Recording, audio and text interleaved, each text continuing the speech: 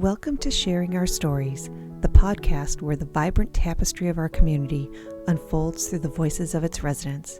Brought to you by the Chilton Public Library, this series invites you to embark on a journey of discovery as we delve into the personal narratives, cherished memories, and unique experiences that make our town truly special.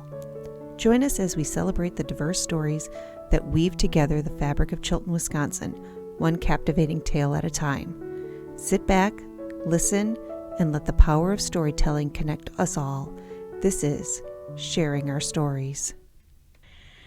Hello, today is October 3rd, 2023. I am Glenny Whitcomb with the Chilton Public Library, and today I am interviewing Jerry Franzen, my husband, and we are going to have a conversation about farming, growing up farming in Calumet County. And I was wondering, Jerry, if you could describe a little bit about the journey of your family farm in Stockbridge, Wisconsin, and how it was evolved over the years. Or would you rather talk about a memory? Memory?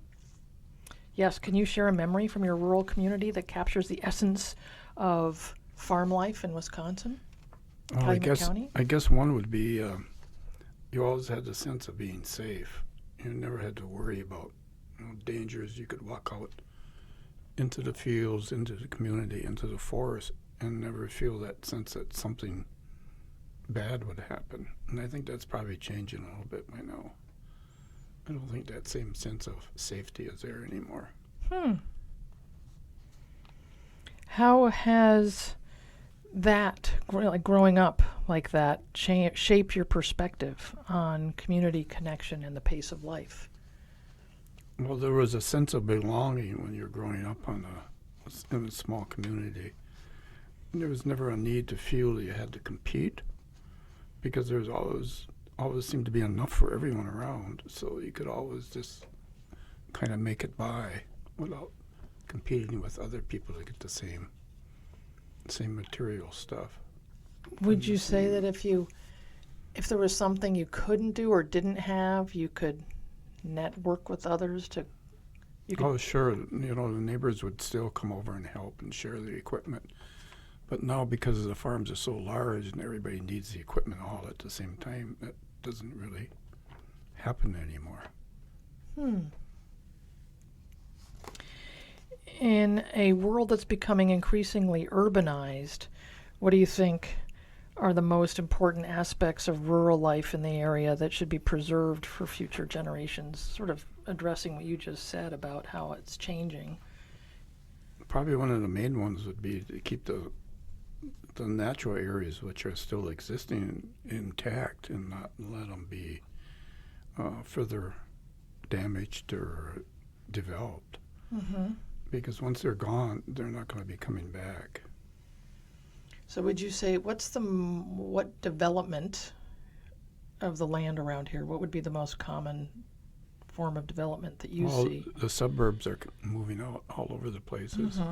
People are buying up 5-acre pieces of land, put one house out in the middle. So that just, it uses up a lot of land for one person. What are other land uses that concern you in the area? Well, just the large-scale farming that's going on now, which is the only way you can actually probably have an economical activity and survive in farming, because you can't make it on 100 acres or 200 acres anymore. It has to be 600 acres. When you have pieces of equipment that cost $300,000-$400,000 and you use it 1 month out of the year, you better be making whatever you can in that couple of months a year that you're actually using those pieces of machinery. Do you see that there is potential for smaller farm market niches, specialty growers? I think they're out there, but it'll always be a struggle for those people. Would the people engaged in that kind of an activity be more in alignment with what you were talking about earlier, as far as the values and when you were growing up? It's more of a lifestyle instead of a economical form of existence.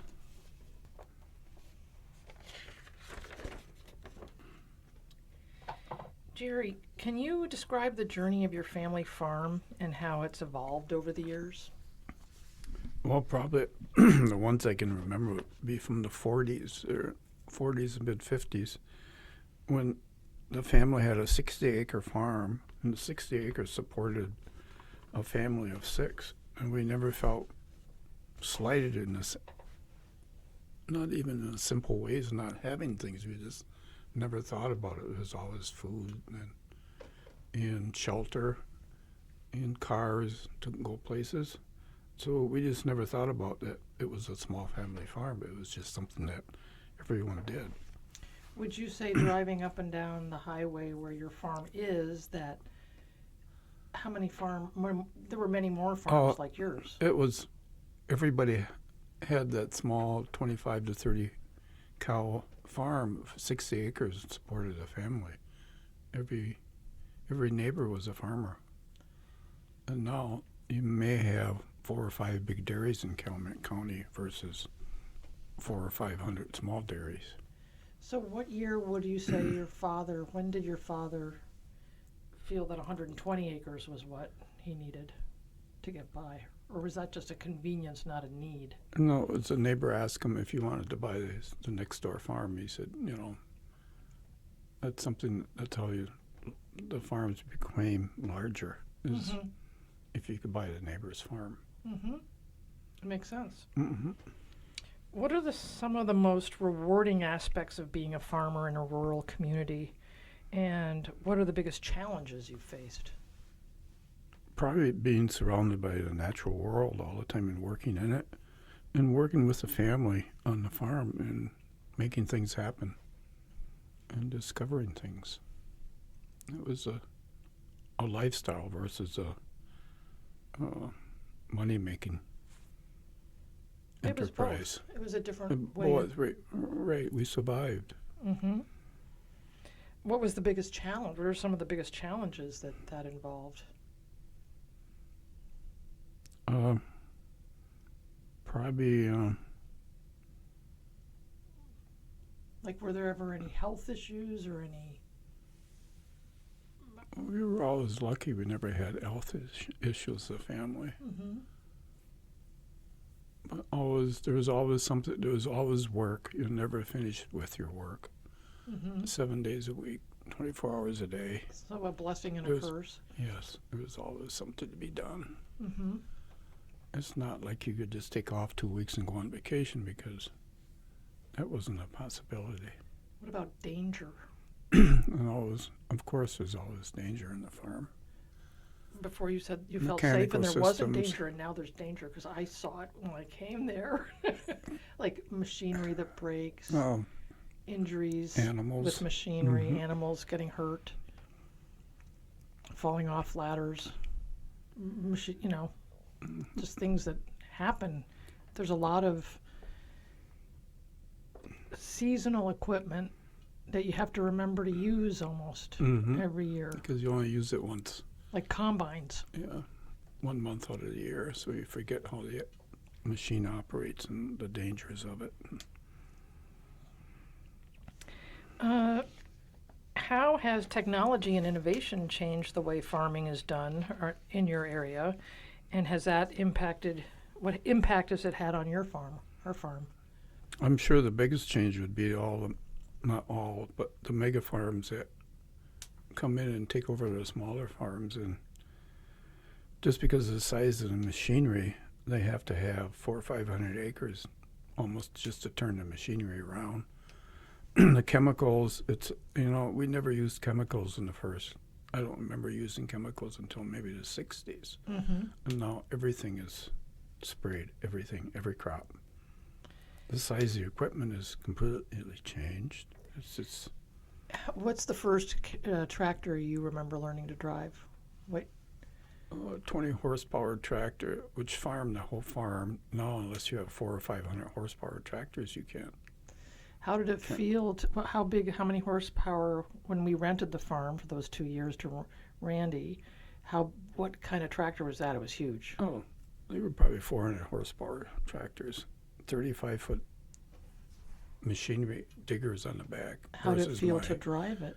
My 10-foot digger. Yeah, your 10-foot digger. Yeah, I did the whole farm in one day versus 2 weeks with my equipment. Mm-hmm. But I always call that appropriate technology.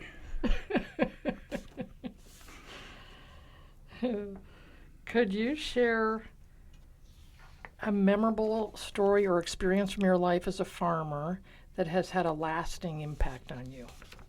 Probably, learning the value of hard work and just sticking with problems and solving them and not giving up. You don't give up.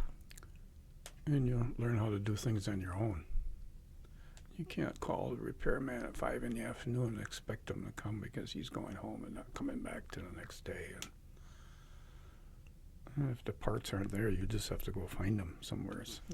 Would you say that the advent of technology, like computers, has helped figure out how to fix things? Well, somewhat, but they're so complicated now. Unless you have all the tools and the special analyzers, you can't. It's pretty hard to do it by yourself. Mm-hmm. But YouTube videos are helpful. Yes, they are. On a certain level. So you've been talking about how farming involves a strong connection to the land and nature. Can you talk about the role of stewardship and sustainability in your farming practices and how it influences your relationship with the environment?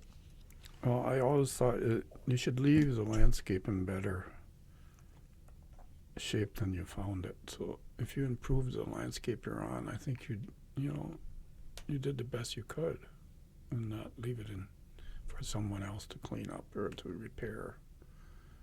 So it was always I tried to do. What have you done with the farm with that in mind? We actually took it out of row crop farming, which has been going on for the last probably 100 years, and we put it in the CRP project, which is a pollinator habitat. So it'll be in that program for the next 15 years, growing prairie plants, native prairie plants. Mm-hmm. So we'll see what happens with that. Great. And it probably will be ready for the next generation to Figure decide things what out. they want to do with it. Exactly. Well, thank you, Jerry, for coming in today and being our first interviewee. We really appreciate it. As we bring this episode of Sharing Our Stories to a close, we want to express our gratitude to all the storytellers who generously shared a piece of their lives with us. Your stories have added depth and richness to the tapestry of our community, reminding us that every narrative, no matter how big or small, contributes to the beautiful mosaic of Chilton. If you have a story you'd like to share, or you've been inspired by today's episode, we encourage you to reach out. Chilton Public Library is here to celebrate, preserve, and amplify the voices that make our town unique. Thank you for joining us on this storytelling journey. Until next time, keep listening, keep sharing, and keep the spirit of our community alive through the power of your stories.